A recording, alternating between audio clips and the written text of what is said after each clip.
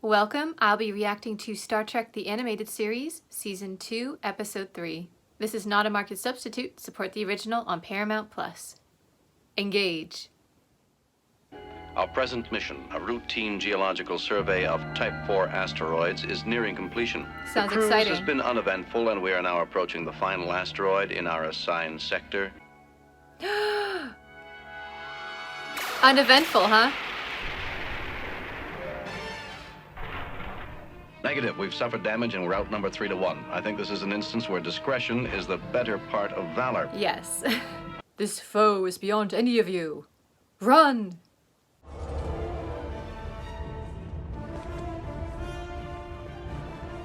Unprovoked? My dear Captain, your ship trespassed into Romulan territory in defiance of your own treaty. We had no choice but to defend ourselves. We came nowhere near Romulan territory. I deny all charges and plan to file a detailed complaint with the Federation. You seem to forget that invasion of Romulan territory is punishable By death. An unidentified energy field is drifting into our path. Strange. It's not on the charts. But it may be just what we need to shake the Romulans. Batten down, we're going through. If the density grows no worse, we should be able to ride it out. Hold Should? together, little darling, hold together. After that ride, I could use some repairs. Well, the repair is progressing steadily. Just fine, Captain. This looks so good. They've got some bacon there. Lots of fruit. Wonderful design from the animators on these shapes. Hey, this glass just leaked all over me. How do you Maybe like not the that? best shape. So did mine. And mine? It appears we're all victims of a rather bizarre coincidence. The odds against something like this happening are astronomical. So there was probably an alien entity inside that energy field that's now on board the Enterprise, just having a little bit of fun.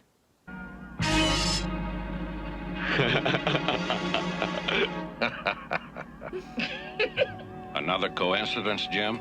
I'm beginning to wonder, Bones. Yeah, there's definitely a trickster on board. It seems to serve no useful function, and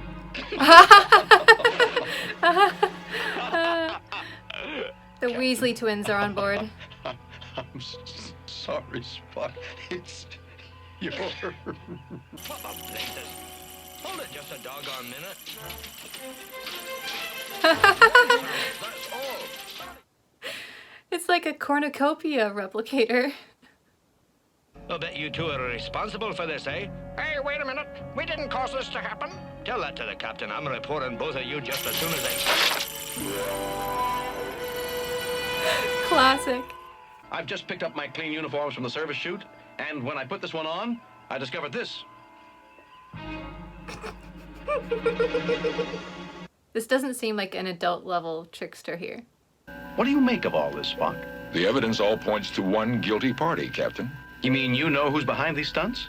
Not who, what. I believe our practical joker is the Enterprise itself. Of course, that laugh. It's the voice of It's the our computer. Precisely. Have you tried talking to her? Good. The rec room is unoccupied. At least we can enjoy our off hour without worrying about practical jokes. This is a general alert. Repeat, all hands to your... Well, what'll it be? A swim at the beach? Early holodeck. But I'm more in the mood for a nice, quiet walk in the woods. Doctor, that sounds perfect. Then woods it is. Very neat. Now that's more like it. Shall we? I would have chosen the woods as well. I mean, as I recall, early holodecks that we were seeing in the timeline of Star Trek were basically landscapes, and partly to help people who were feeling a little bit homesick. So it's interesting that that's what they chose for this one, and maybe that influenced the shows that were made later set earlier, like Enterprise, to have landscape-based holodecks. What was that? Okay, now that I know it's the computer, it really does sound like her. It was probably just one of the audio tapes rewinding. There it is again. Someone is definitely laughing at us. I'm going to get to the bottom of this right now. get to the bottom of this. Now get us out! Phil, for my joke. Spock, quiz the central computer about McCoy and the others. Majel is having Yes, too much Captain. fun with this. Question. That is for me to know and for you to find out. Did I hear that right? You are programmed to obey any direct order I may give, correct? Correct. Say, please. Well, I'll be. I suggest compliance, Captain. Please. Say, pretty, please. With sugar on. Ooh. Sassy. Perhaps this will cool you off. Starts raining. Oh, never mind, snow. How will we ever find the exit? Remind me to always bring a coat when I'm going to the holodeck. Engineering to bridge. Emergency. Scotty, what the devil's going on? The Enterprise is not going HAL on them, right? I mean, at first it was just a few tricks, but now it's getting a bit more serious. You recall that energy field we passed through? Certainly.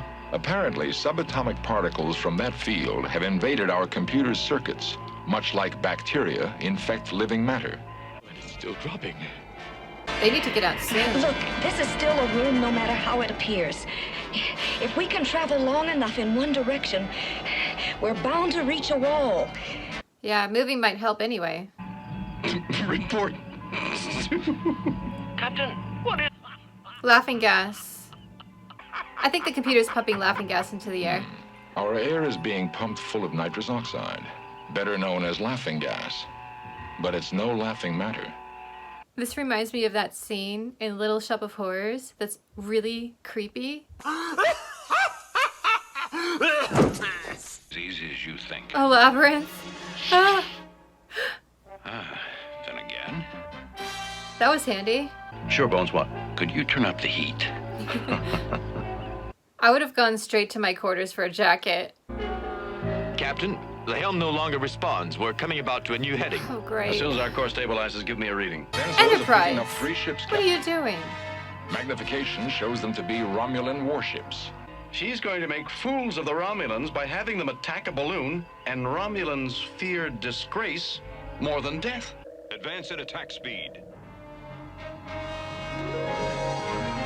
So she's getting revenge by making them look silly. Effective. I just want to avoid that energy field we passed through before. Helmsman, do you have a fix on it? Our course will take us nowhere near it. Good. I couldn't face going through there again. Oh, I see what you're doing. Acting really freaked out, hoping the Enterprise, as a joke, will take them through the energy field just to be contrary, and that will reset the computer. My circuit. You tricked me, Kirk. So she should be back to normal now. That last pass through the energy field apparently reversed all effects. Well done, Jim. And now the I'm Romulans, picking up however... strange transmissions from the Romulan warships. Listen. Turn off those food synthesizers. We're knee-deep in desserts and they're still pouring out. Shall we tell them how they can reverse the effects of the field, No. Jim? Yes, but later. Let's not spoil their fun just yet. That was a hilarious episode, but at the same time, it was also a little bit disturbing because the Enterprise was clearly not on their side and just doing her own thing and having a bit of fun. And fortunately, she just thought it would be cute to run a few relatively minor practical jokes until she kidnapped some of the crew and stuck them into the middle of a snowstorm. And that's where it started getting to the line of more of a horror situation. I mean, this episode, they could have gone full, just terrifying, the ship is against you. And I kind of like that they kept it a bit more lighthearted and just hinted at the fact that the Enterprise could go evil. I almost want to see a mirror universe version of this particular episode where Enterprise is just... Fortunately, that did not happen this time, so everybody is probably fine, other than a few bumps and bruises and being really cold. And that brings up an interesting question. Knowing that at any time you could just replicate a coat, and that you're on a spaceship that's relatively, I would guess, about the same average inside temperature, would you even have a coat in your quarters? Because other than going to the holodeck or the rec room, why would you have one?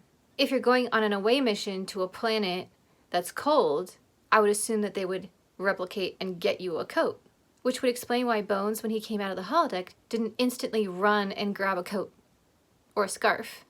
So I'm going to open that up to you. What do you think? If you were a crew member on Enterprise, would you bother having a coat? Speaking of the rec room, that was amazing, and I'm so glad that they showed that. I enjoyed the overall design aesthetic of this episode, like with the cups and the picture.